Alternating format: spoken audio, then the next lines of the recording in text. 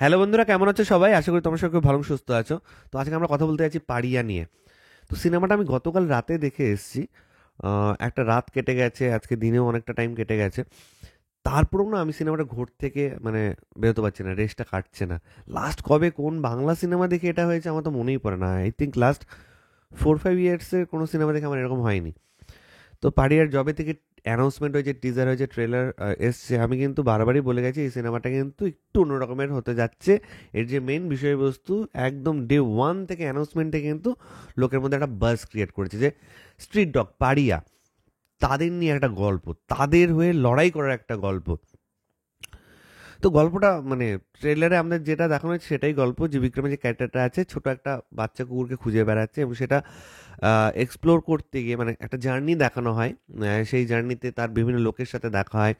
অঙ্গনা ক্যারেক্টারটা আছে, শ্রীলেখা মিত্র আছে, দেন আমাদের সৌম্য, যে ভিলেনি সেখানে একটা রূপ নিয়েছে।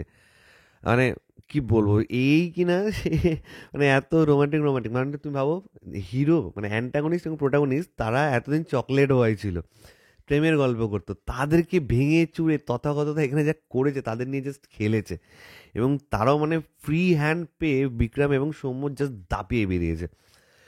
একবার এর পাল্লা ভারী হচ্ছে তো একবার ওর পাল্লা ভারী হচ্ছে। তো এটা just volume 1। Every street dog has a name, এটা কিন্তু ব্র্যাকেটে দেখবে লেখা আছে।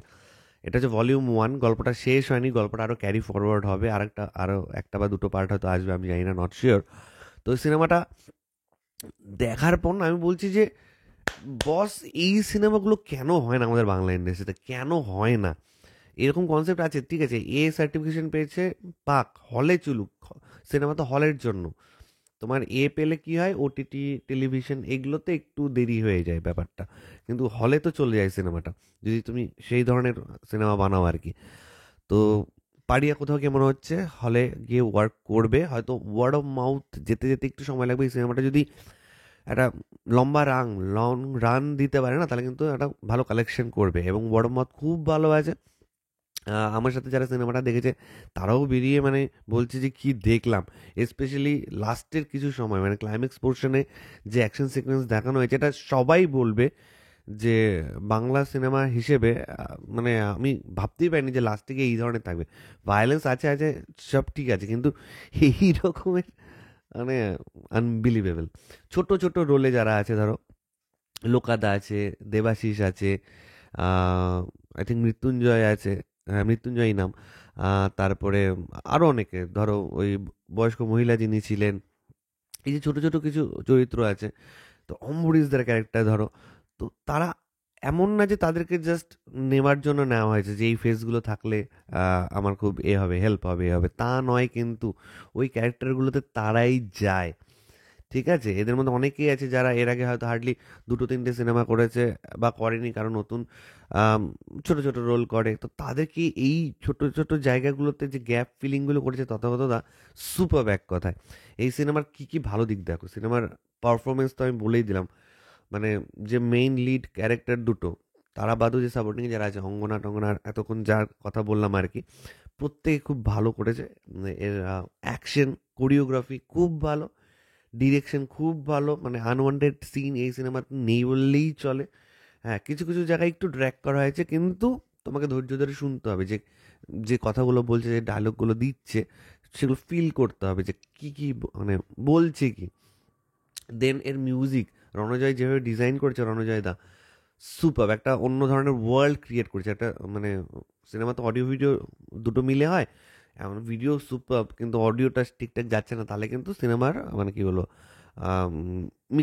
মিক্স আপটা ঠিকঠাক না হলে কিন্তু ভালো লাগে না দেখতে। এই ক্ষেত্রে ব্যাকগ্রাউন্ড স্কোর বলো বা যখনই গানগুলো আসে সেগুলো কিন্তু দারুণ, রণজয়ের মিউজিক এখানে আমার দারুণ লেগেছে, মিউজিকের কাজ। এবং ওভারঅল সিনেমাটার যে একটা ওয়ার্ল্ড ক্রিয়েশনের ব্যাপার থাকে, সেটা খুব বিলিভেবল লাগে, খুব প্র্যাকটিক্যাল একটা সিনেমা। এবং হার্ডলি এনি সিকোয়েন্স আছে যেটা তোমার মনে হবে না এইটা হয় না, ম্যাক্সিমাম সিন দেখে মনে হবে হ্যাঁ সত্যি তো এটাও হয়, ওটাও হয়, ঠিক আছে। তো এই হচ্ছে ওভারঅল ভালো দিক সিনেমাটা। নেগেটিভ দিক এই সিনেমাটার আমি আতস কাছে নিয়ে বসে আর বের করতে চাচ্ছি না, তোমরা সিনেমাটা হলে গিয়ে দেখো।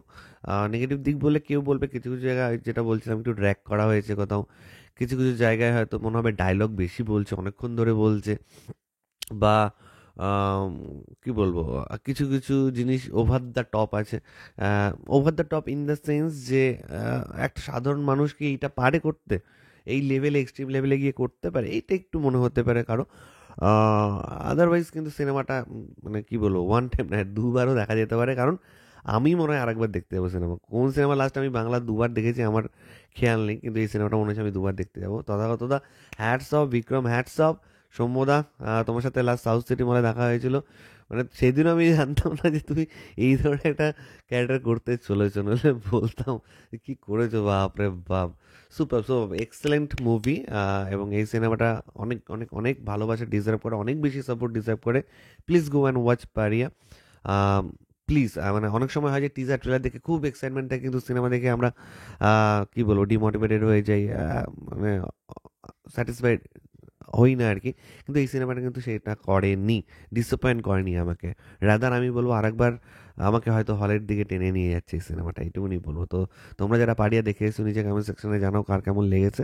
আমার ভিডিওটা ভালো লাগলে লাইক সাথে একদম বলে মানে চ্যানেলটাকে যারা প্রথমবার দেখছো নিচে যে রেড সিম্বল আছে সেখানে ক্লিক করে নাও, পাশে একটা বেল এখানে আছে সেখানে কি করে অল অপশনে ক্লিক করে নাও।